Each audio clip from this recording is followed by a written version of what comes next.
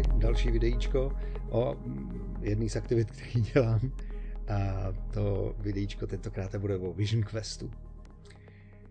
A vy možná víte z těch předešlých videí, že dělám s muži, že dělám psychoterapii, že dělám terapii zážitkem pro pomáhající pracovníky. Víte možná, že se bavím něčím, co je moje úplná srdcovka, o čem i v současnosti píšu knížku, jmenuje se to Hero's Journey, cesta hrdinů. Není to teda jenom pro ženy, ale i pro muže. No a Vision Quest je tradiční rituál prérijních indiánů, ale netroufám si říct, kde všude se tomu takhle pod ochrannou známkou může říkat. V podstatě se ale jedná o prastarý zážitek nebo praxi, kterou dělali leckterý národy, lovecký zejména, aspoň co já vím.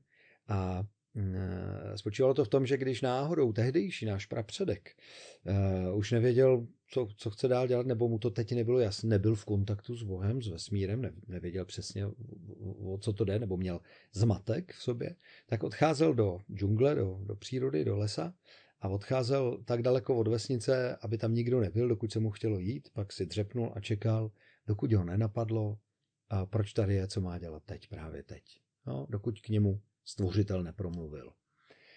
A do toho mu nikdo nekecal, nezvonili mu mobily, nepotřeboval vyřešit pracovní e-maily, nepotřeboval lovit, protože byl v půstu, on tam nebyl kvůli tomu, aby jedl. On tam byl kvůli tomu, aby přišel na to, kdo je, kdo už nechce být, kým chce být, aby vrostl do své nové podoby. To skutečně cesta hrdiny par excellence, to je velký výkon. Tenhle ten Vision Quest dělám s indiánem, s mexickým Lakotou Jorgem a je vedený dost tradiční cestou, tradičním způsobem. Tam začíná to podní chýší, tradiční indiánskou podní chýší, odsud se odchází do lesa na nějaké místo, kde člověk, muž, žena sedí sami, každý sám a jsou tam 3 dny, 3 noci nebo 4 dny, 4 noci.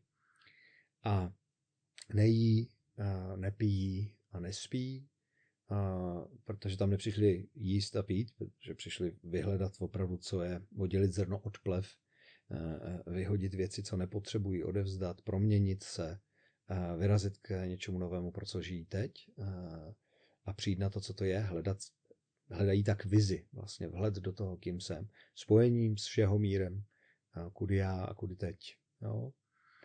A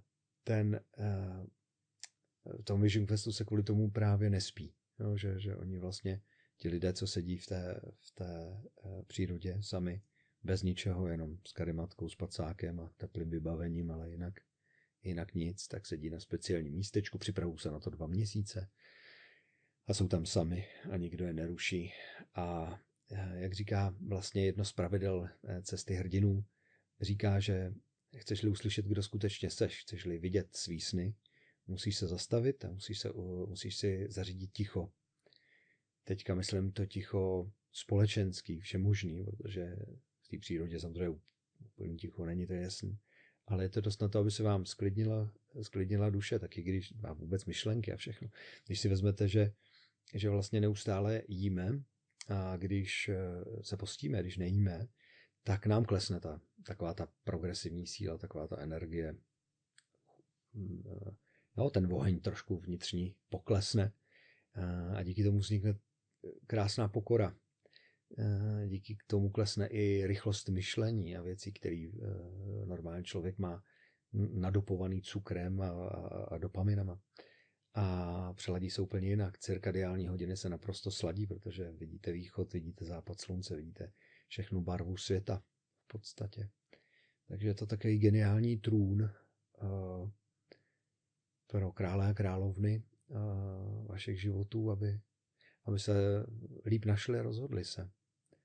Vzpomínám si, že jsem viděl někde nějaký video s panem Církem, ve kterém vykládal, jak vypadala inaugurace krále ve slovanských národech, někde na Rojáně, skalním výběžku, kde ten král skutečně sám strávil nějakou dobu den, noc, než u trůnu, trůn byl ten skalní výběžek, ke kterému v podstatě přišel v pokoře a ptal se stvořitele, jak to má dělat, co to je za za jeho nebo za věc, když je mu vložena koruna na hlavu, když je mu vládnutí svěřeno. Takže i to byl takový micro vision quest, si troufám říct. Ale když si představíte vlastně i dneska ty soudobí praxe, ať už je to meditace Vipassana, ať už je to meditace Who is in, ať